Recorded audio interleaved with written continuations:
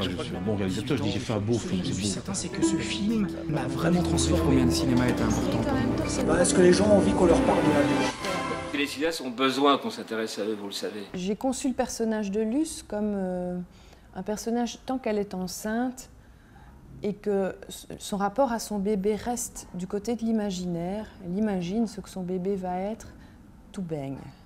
Elle s'imagine un bébé souriant, plutôt lumineux, un petit soleil et tout baigne.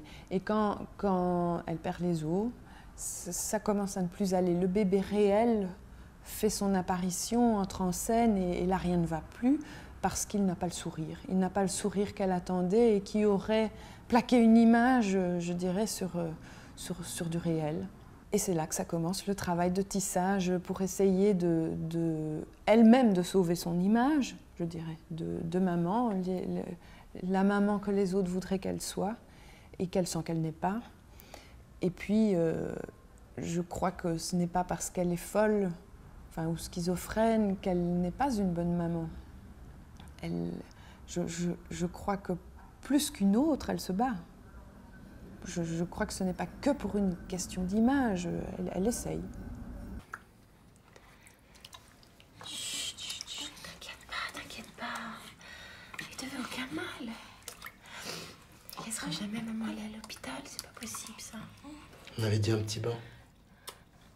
Oh, chut, chut, chut. Calme-toi, calme-toi. Elle est calme alors.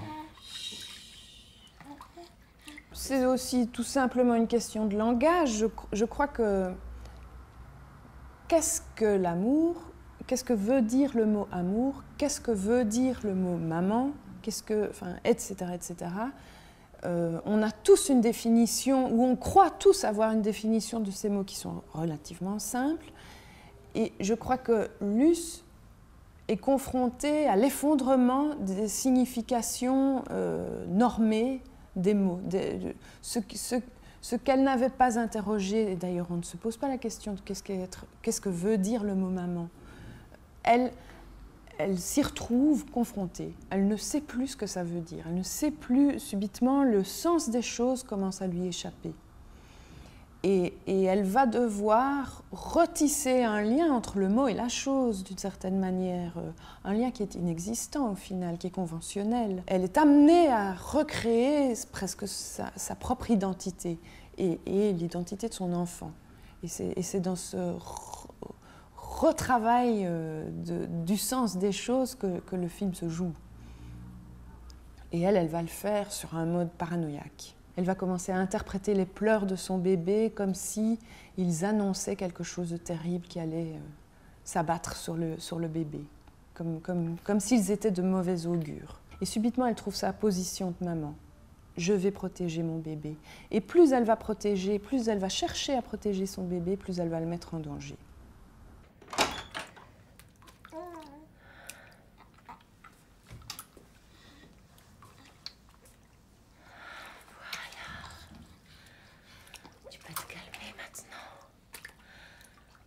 Plus là. Il n'est pas là, papa. Il n'existe pas.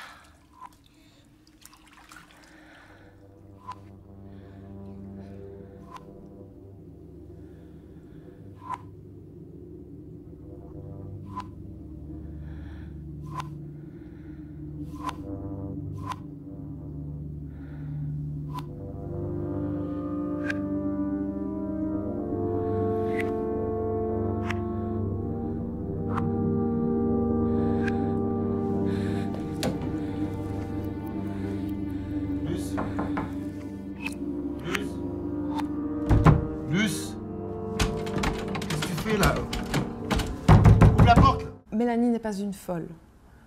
Elle m'a parlé du personnage du point de vue du non-fou. J'ai trouvé ça très intéressant, de donner ce rôle à une actrice qui allait le travailler avec, d'un côté, la volonté et le désir d'investir le personnage pleinement. Dès le départ, j'ai senti que Mélanie était à cet endroit-là, mais elle ne cherchait pas à jouer la folle. C'était pas ça qui l'intéressait, Mélanie. Mélanie essayait de jouer... Je crois qu'elle n'avait même pas compris qu'elle était folle, Mélanie. Son premier tour sur le scénario, elle m'a demandé au bout d'un temps mais elle est folle ou c'est les autres quand même. Elle avait lu, elle était tellement dans le personnage de Luce qu'elle n'avait pas compris à quel point Luce pouvait quand même être dangereuse et délirante. Et ça m'a plu, ce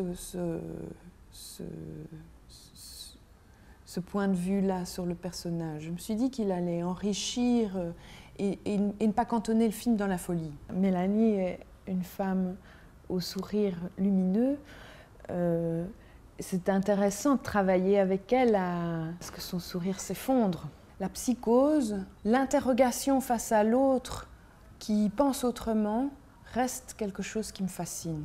Je pense que la maternité version postpartum psychotique est un tabou, mais oui, la folie aussi, la psychose est mal comprise, je pense. Elle reste extrêmement prise dans des clichés et je crois qu'on voudrait faire sans alors qu'on doit faire avec. Et on voudrait ramener les psychotiques ou les fous du côté de la norme et ce n'est qu'un pouce à la folie supplémentaire. Je me souviens d'une remarque que Luc Fauché, le psychiatre que j'ai rencontré à l'hôpital de Sainte-Anne, qui me disait des femmes qui traversent un postpartum psychotique, il faudrait ne pas les confronter à la maternité. La maternité devient pour elles un déclencheur de folie. Or, le discours courant fait l'inverse. On les pousse à devenir envers et contre tout une maman dans la norme. Et donc voilà, je pense que dans le film, on le voit, l'entourage croit bien faire, comme souvent, et plutôt de bonnes intentions, mais se révèle être un pouce à la folie, un pouce au délire. J'ai vraiment essayé de raconter du point de vue du fou son désarroi, son angoisse, et comment, de fil en aiguille, face au gouffre que représente son enfant, qui n'est même pas son enfant au final. Est-il bien un enfant pour elle? Est-il bien... Enfin, qu'est-ce que Rose est pour lui? On ne le sait pas, au début c'est rien. Comment de fil en aiguille, de scène en scène, pour moi de manière complètement héroïque, cette femme va essayer de tisser quelque chose qui est de l'ordre de l'amour entre elle et son enfant. Je pense que j'ai écrit ce scénario presque en partant perdante, en me disant c'est un scénario, je ne sais pas, je me suis toujours dit que je ne réaliserais pas le film.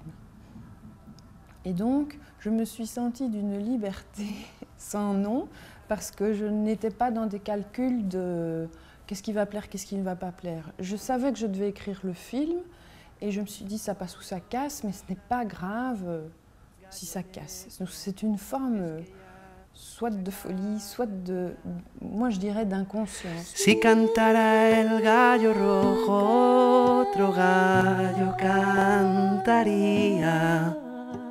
Si cantara el gallo rojo, otro gallo cantaría.